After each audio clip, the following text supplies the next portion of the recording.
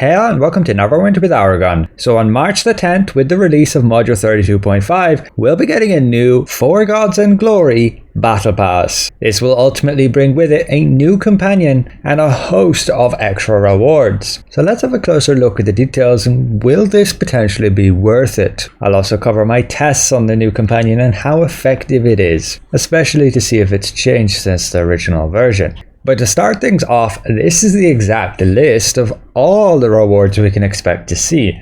It is again a return to a 1 milestone battle pass, requiring 6,000 XP points to get all of the rewards, just like the Slaughterhouse Frenzy battle pass was. The duration of the battle pass will be from March the 10th till May the 19th, probably round about when we'll get Module 33. Perhaps a week or two earlier. But just looking at the rewards here, the free ones are pretty decent. You're getting like 150 insignia powder, an extra lockbox, scrolls of mass life, companion and mount upgrade tokens, some extra lockbox keys, a legendary companion choice pack.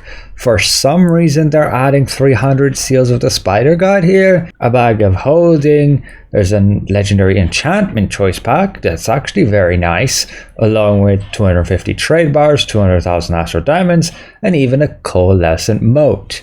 And you get the cute Pocket Sardina as the vanity pet, the flying cat, of which you will be able to get her from the next lockbox. And that's all free stuff. Simply play the game and you will get these extra rewards. So absolutely no complaints here, pretty decent. The 6,000 XP required will be obtained through the arena activities, random dungeons, trials, and skirmishes. So pretty much content you're doing anyway to get those extra rewards. But then we have a look at the premium tier of rewards. This is where I have a few issues. Compared to other battle passes, it doesn't look like it would be worth an awful lot of Zen. But if the blog is to be correct, this is only 1,500 Zen for the premium pass, half the price of the previous battle pass. So let's have a closer look at these rewards. 300 insignia powder, 2 astral lockboxes, an illusion choice pack, we don't know which ones are within there, 30 mountain companion tokens, 4 keys, 10 greater shards, 250 trade bars, again with the 750 seals. Not really sure why it's there, but I guess it helps newer players. Like you can see in my progression guides, this starter gear isn't too bad that needs seals of the spider god, so I'm guessing it's there just for people starting the game. You get a mythic insignia choice pack, 4 astral lockboxes, a mythic mount choice pack, 4 of the premium lockboxes, 400,000 astral diamonds, a bag which is 84 slots, and then the Twitchspine companion. So again, on initial impressions, this looks a little bit lackluster if you had to spend 3,000 Zen to get it, like the previous battle pass. However, they claim it's going to be available just for 1,500 Zen. You can get a 20% discount and you're looking at 1,200 Zen. You'll get that 20% discount through invoking and the bags you open there. 20% off anything should work on it.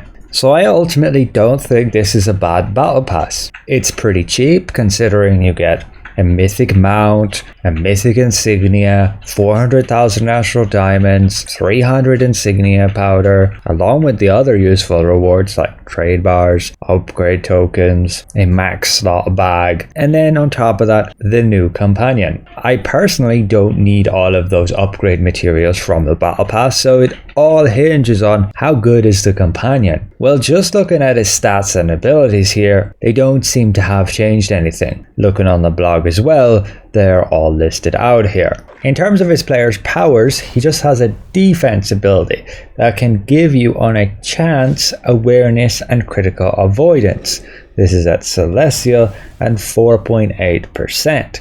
It lasts 7 seconds with a 10-second cooldown, so you can't get a reliable 100% uptime on this. And it is only a 25% chance when you take damage. It's just not something I would recommend using for anybody. He otherwise then has Enduring Guard, which is simply a static defense boost. But that generally gets really outshone by these companion enhancements used to boost the team's damage. So I also don't really see it being used. So let's have a look at how effective is this guy. He is no party support companion, so his damage better be good. Well, unfortunately in boss fights, like we have him just here beating up this dummy, his damage output is pretty poor, and it doesn't appear they've made any changes with the current state of it on the preview server.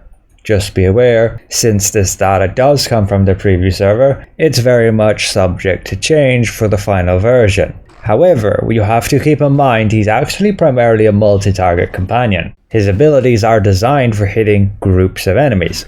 On top of that, he has this frenzied resilience ability, which only kicks in when he's below 50% health, and it should double his damage. Now, even in a boss fight, if his damage was doubled, that wouldn't put him in a great state compared to some other of the top damage dealers here.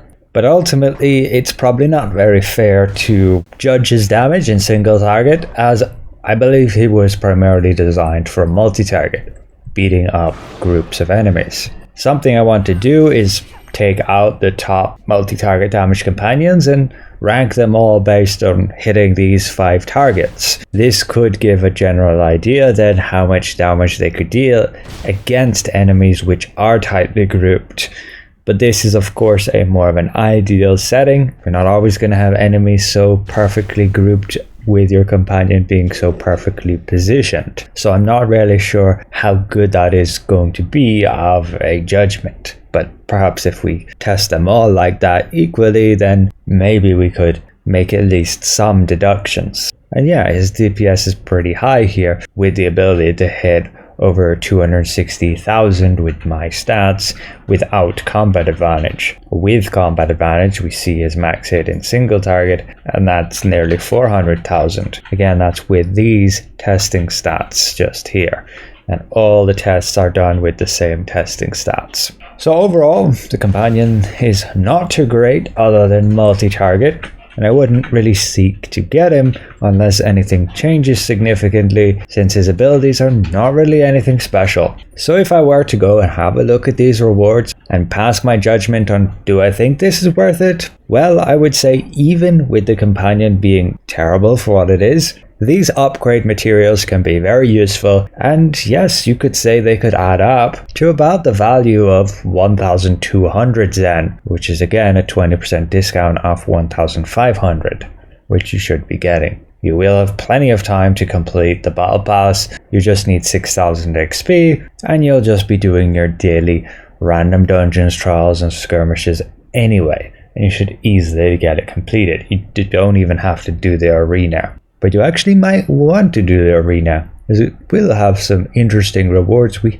have not actually seen yet. They will be announcing that soon. Again, Module 32.5 update is dropping March the 10th. If you want to know what to do to prepare for that, you can check out these 9 tips. So with that said, thanks all for watching, and we'll see you guys around.